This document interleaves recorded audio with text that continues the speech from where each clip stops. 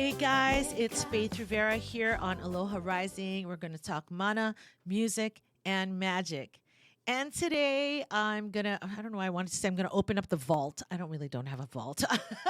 I'm just going to share some of my own story, and hopefully you'll find some inspiration around my journey with this thing called creativity and shining my light. And so joining me, of course, I have the producer of our show and my friend, Judy Mercier, right here. Aloha, everyone. And she's had her own journey, of shining her light more. That's really what it is, right? And finding that creativity. Right. So you're going to help me. You're going to draw the story out. So I'm going to draw the story out. So, Faith, you started in music at a very young age. I did. My parents, like typical Filipino parents, put me in piano, like at first grade. Yeah, so I was playing piano that whole time. And I don't know if I told you this, but I tried to quit in the 8th grade because everyone else quit, because we were taking from all the sisters, from all the nuns. So I love them, but it wasn't the funnest experience. So you were going to quit the piano?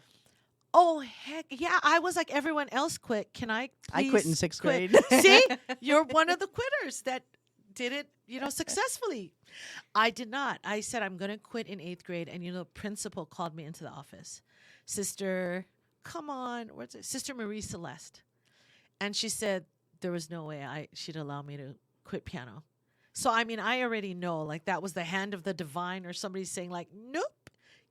Re-steering me back, you got to do this, girl. So by the 8th grade, I'd written my first song, pretty cheesy song called Danger, Did you watch all those detective shows? Like, I used to watch, like, This Dating Me, Remington Steele, and who the Bruce Willis one, Moonlighting. Moonlighting, yeah. Oh, my God, yeah. So it's called Danger. And so anyway, by the time I was a senior in high school, I had an all-girls band. We were terribly shy. All these like 4 Asian girls singing like Pat Benatar. Oh my God, it was so embarrassing actually. But we had a manager. We toured the island on Oahu. That's where I was.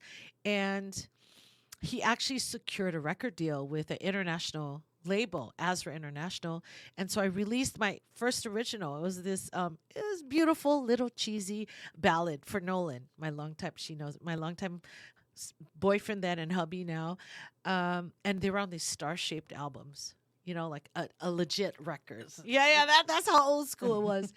And even though all of that, I chickened out of going to music school.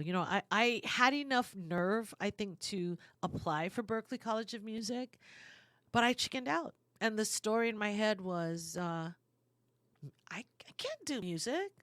And why? Why couldn't you do music? Why did you feel like you couldn't do music? Fear. Yeah.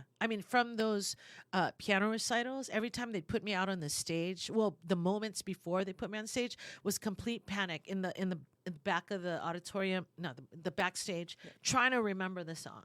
Stage fright. You had incredible stage fright. It was, I can still feel the weight of it when I talk about it. Do you have it anymore? Moments of it. I think those kinds of, fear and stuff, like they linger like in your cells. How did you get to the point of being able to, because obviously you didn't quit, thankfully. But I kept trying to quit. Yeah. But you didn't. And so how did you get through that? How did you do it anyway? Yeah. Well, one, I think like intervention, right? Like my principal saying you can't quit. And, the story I was talking about, how I said, I'm not going to go to Berklee College of Music. So I was resisting it. So I went to College of Notre Dame in Northern California. But the music's there, like the bug, the passion, the thing is gnawing at me, I think, And so it was my sophomore year, and I saw there was a talent show. And so there was no pressure. I'm not doing music. So I walk into the piano place, right? I start writing this really beautiful music line.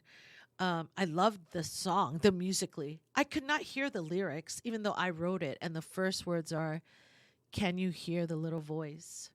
So quiet now, so tired, telling you, to freaking do your thing. That's not the lyrics, but but that was the point. So I performed that song. with this blue light on this grand piano on this stage, and it's a song that would change my life. And in fact, maybe let's listen to it right now. Yeah, and the title? Don't Let the Music Die.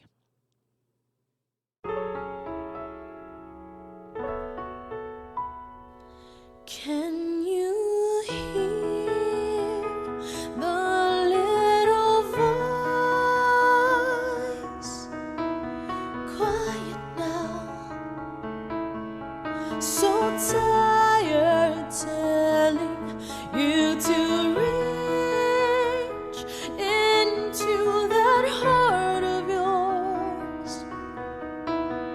Don't ignore the dream that's calling, the spirit moving through you now.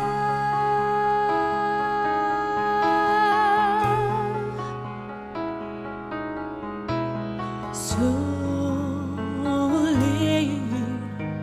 growing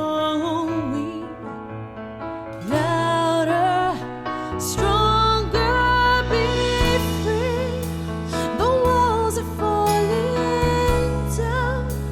The music's breaking through the clouds. Come and feel the warmth of the sun. The beauty of a song that's been unsung far too long. God, don't let the music die. The time has finally come. Cry no more.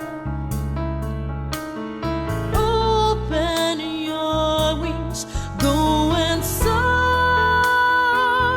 The music lifts you higher.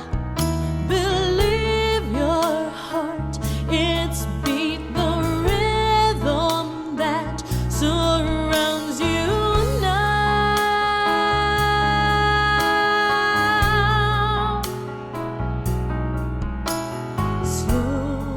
Slowly growing louder, stronger, be free. The walls are falling down. The music's breaking through the clouds. Come and feel the warmth of the sun. The beauty of a song that's been unsung far too long.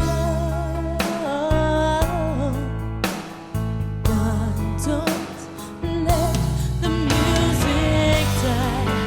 For the first time in my life, I'm drowning in all the joy, the rapture. This moment is mine. Be free. The walls are falling down. The music's breaking through the clouds.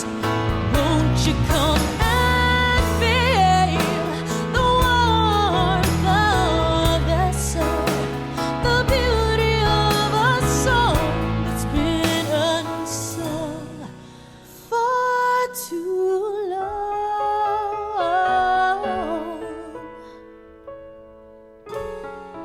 This moment is mine.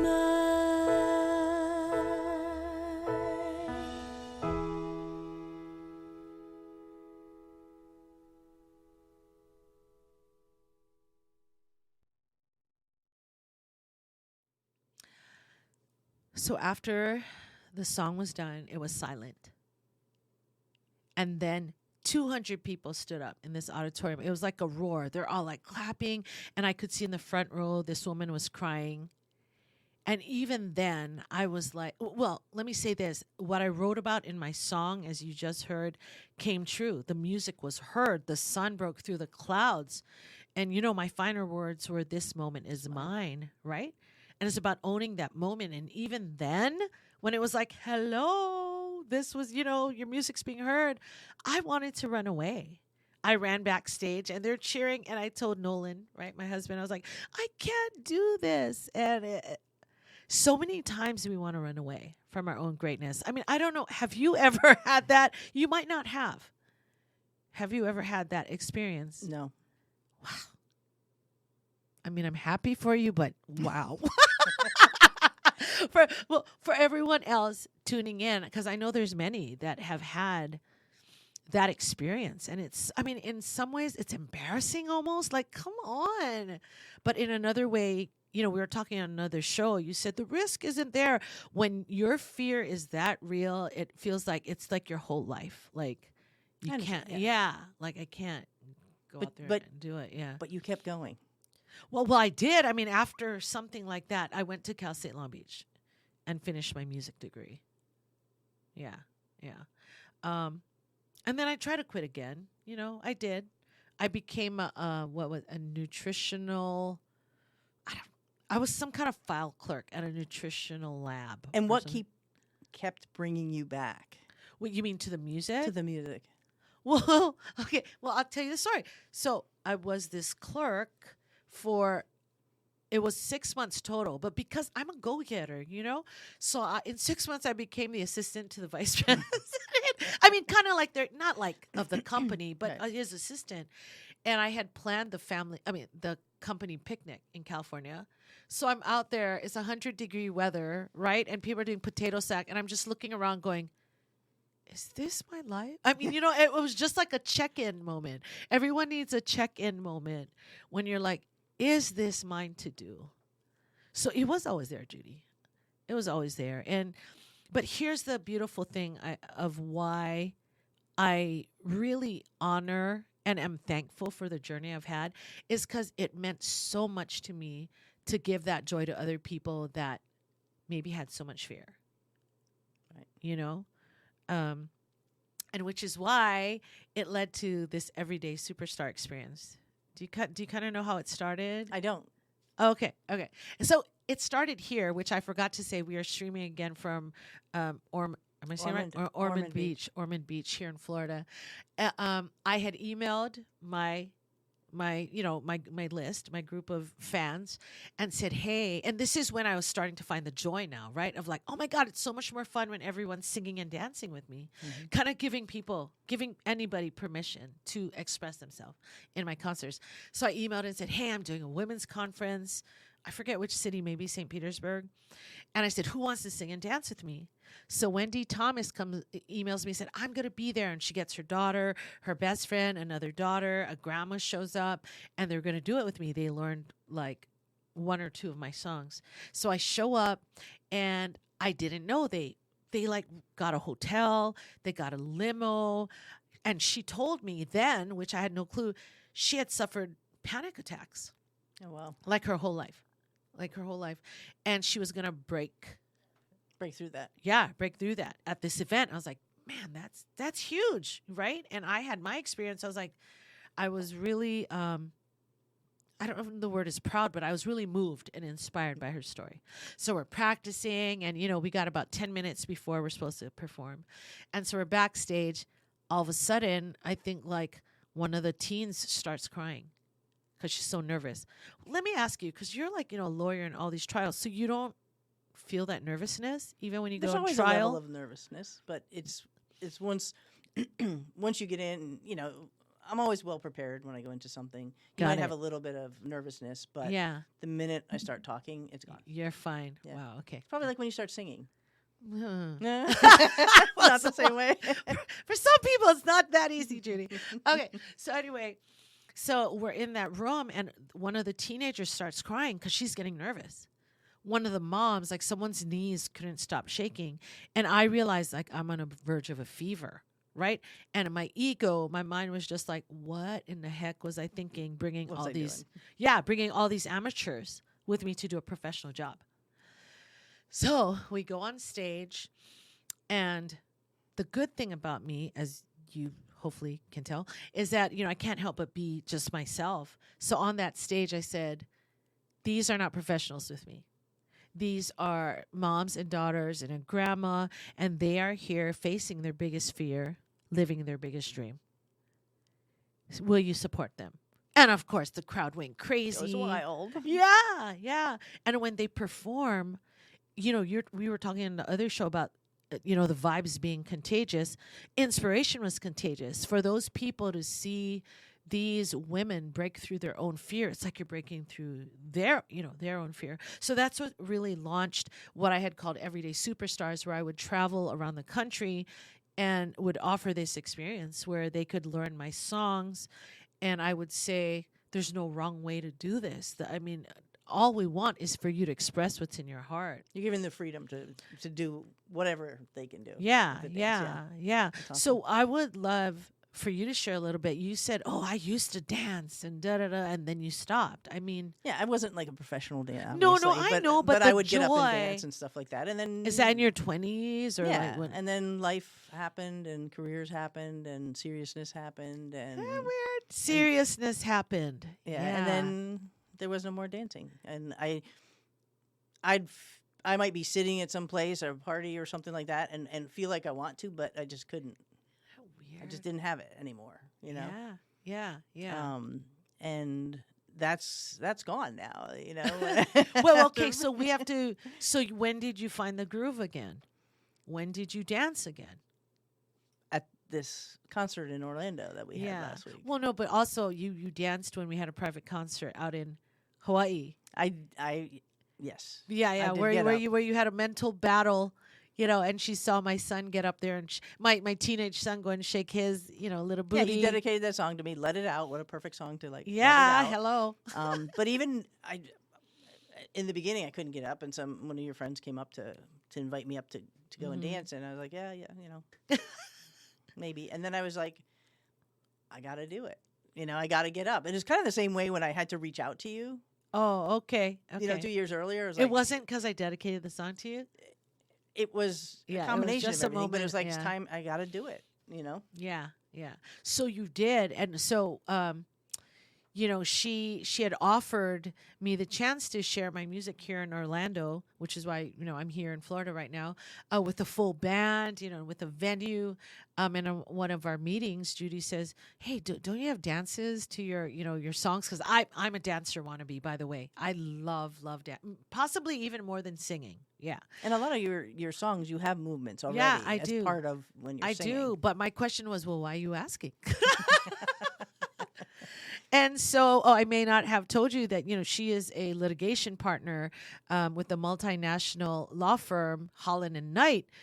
So already you're thinking, okay, maybe not a dancer, but still she asked for dance moves.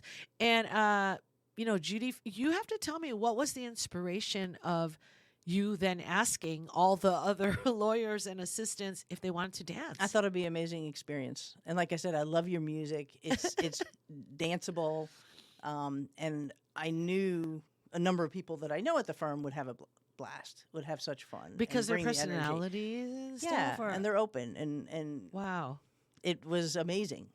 Wow. Putting it together in our rehearsals, and it was just... Because it might just sound like normal and natural to you, because what I'm gathering, and you have to fill me in, is that you were just feeling so much like joy in it, that it was easy. But for a person listening, it was like, okay, wait, you didn't dance anymore.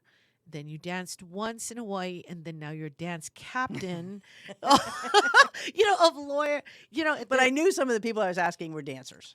Oh, I knew okay, they could do it. That's fair. And one of my favorite stories, I walked into one of the associates' offices and said, look, you have a minute? Can I talk to you about this? And I told her about the concert. I told her about we're getting dancers together. And she's like, I'm like, would you want to find out if you'd like to participate? And she's like, oh, heck yeah, absolutely. It's like, fantastic. I go to turn around, and she's like, that's the last thing ever I thought was going to be coming out of your mouth when you came into my office and said you have a minute. Yeah. So people were not expecting that from me. Yeah. Because it's not how I show up. Well, and I was going to say, did you surprise yourself? But I think, what you and I have been sharing about our journey in a previous show is just that we're just finding more of ourselves, and kind of like the kids we saw and everyone dancing at the Orlando concert. it's so easy because it's so natural, I think, for us to be in the joy of singing and moving together. Yeah, it was definitely the community connection that I had with a group of people that we worked on these moves over, a number of weeks. It was probably 4 weeks, and it's not.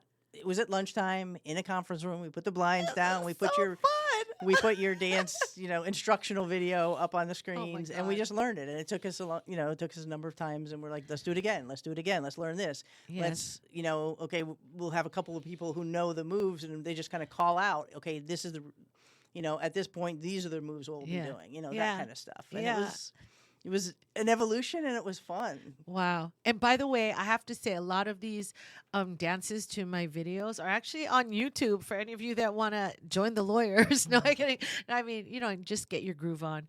I do want to share one other story that was really, pivotal for me. And I think, okay. So this is once I graduated from college. And I was teaching voice lessons, because I'm trying to find my way. What am I going to do now? And the first guy that called, did he call or his daughter called? Well, okay, long story short, his name is Bert Mentor, and he called, and his voice is all shaky on the phone. Oh, can I take, singing lessons? He's in his 70s. And he talked about how when he was 4 years old, which was a long time ago, right? His mom took away his tap shoes and put it away. And I was like, this man has been living with this, I don't know, urge, this gift, this longing to express himself. But with the mom shutting it away, he just kind of put that part away. But somehow he found the courage to call me. And I said, can I come take a lesson? I said, of course, right? I mean, I had no other students. So I was like, come, please come. So Bert shows up. He has one tooth, because he smokes a lot. He had one tooth. He had emphysema, so he couldn't breathe very well. He couldn't sing through any song because he was so moved. He would cry through all his Elvis Presley songs. And then when I'd play a C note, he'd sing a B, meaning he couldn't match the pitch. Yeah. And so as this young, voice teacher, my first student, I was like, oh, what am I going to do? I don't even know what. But I knew I could show up. So I showed up. He showed up every week. We come to find out he could, he wanted to write a song or two. He had fallen in love with this grocery clerk who was in her 30s. I don't even know if she really knew him, but he was inspired and he wrote these songs for her, 4 love songs. I think one was called Queen of Hearts. So he'd show up and we'd write his songs, and I just did simple piano and we recorded them. So his family heard it. And his daughter was just couldn't believe, kind of we had been talking about earlier, seeing yourself differently, his daughter had never seen him with that joy. Yeah. And so they heard these songs. And you know what? It was a year ahead with him that Bert then passed away. I mean, and so I usually tell his story along with that song, Don't Let the Music Die, because how many of us, hold ourselves back? And not to say that everyone wants to sing or dance, but hold yourself back from expressing what's in your heart. Right. And how amazing that he was able to do that. Yeah. After all those years. Yeah. And the joy that was there. Yeah. So, and I know that some of the, the lawyers and assistants that came, you said many of them are dancers, so they were gung-ho, but were there any at all that were more like me, I want to, but I'm a little bit. And some people, some people did it because I asked them. Oh, you mean they felt forced? Got it. Not forced, but they're only for Judy would I do this kind of thing. And they overcame, whatever was in their way to show up. Yeah, and it's a personal journey. Yeah, absolutely. And look, no one was forced to do it. No, but it's don't want to do it, no worries. But the ones, our final group that came that showed up was so much fun. Yeah. It really was. It was so much fun. Well, it makes it more fun for me when everybody's up and dancing. So before we end our show, though, maybe we can just share a little bit of what are some takeaways that we can share with people from these stories? And you probably are getting them already. I mean, it's one loud message, don't let your music die. Yes, and whatever your music is. Yeah. You know? Yeah. And what else is there? Let me see about the fear. Man, focus is such a big thing. And, I wish I had known that when I was growing up, because I didn't know that all I was doing was focusing on the fear versus focus on the things you love, the parts you love. Maybe you really love that song. Maybe you really love connect. Find the things you love instead of, I would beat myself up, during performances about that fear. So You know that phrase, feel the fear and do it anyway? I guess so. Yeah, I did. 'Cause That's what I've kept doing. Yeah, because you can't stop the feelings from coming up. You can't. But it's okay. Sometimes you can feel it and do it anyway. Yeah.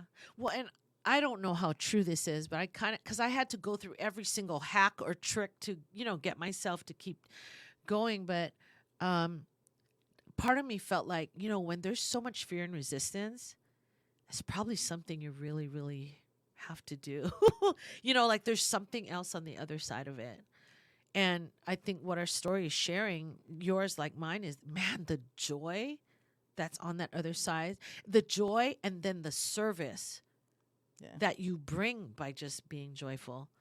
Like I remember I would have these sing dance shine play shops, where it was helping people move through their fear.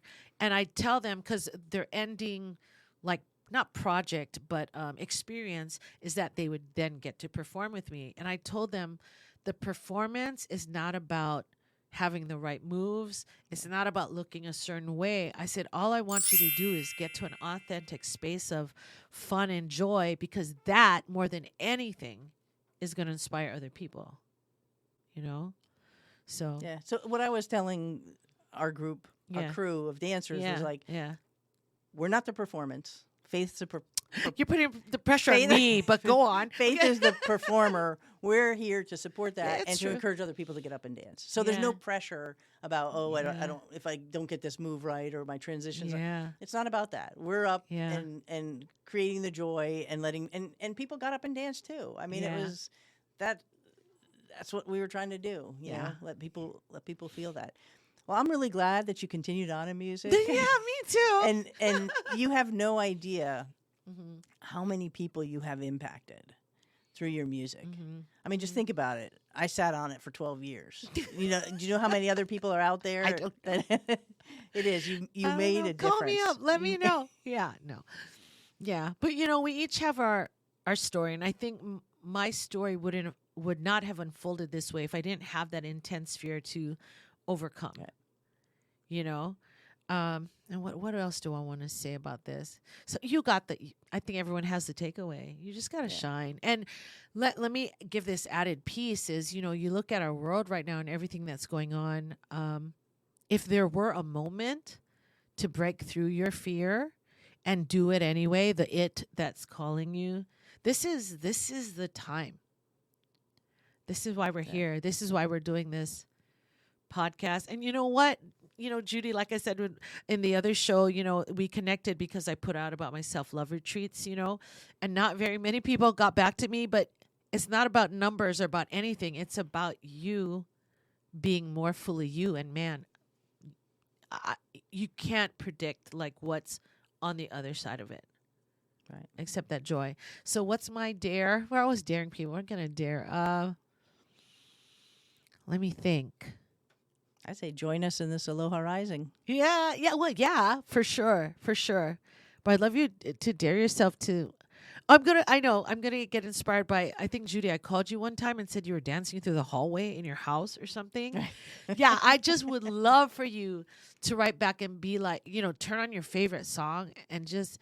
I want to know that you danced through your house or wherever you're at, or you just like sang at the top of your lungs, like your favorite song on your commute to work, and just, I don't know, just have fun with it. Does that sound good? Sounds great. So thank you again for joining us on Aloha Rising. We see you. We know you're way more than you think you are. And together we're just lifting the vibe. We're lifting that frequency. And That's everything. Us showing up like this and shining together, that is everything. So thank you for listening. Thank you for sharing, subscribing, and all that good stuff. And just keep flowing. Know who you are, because we do. We're super stuff. Aloha. Aloha. Let's go.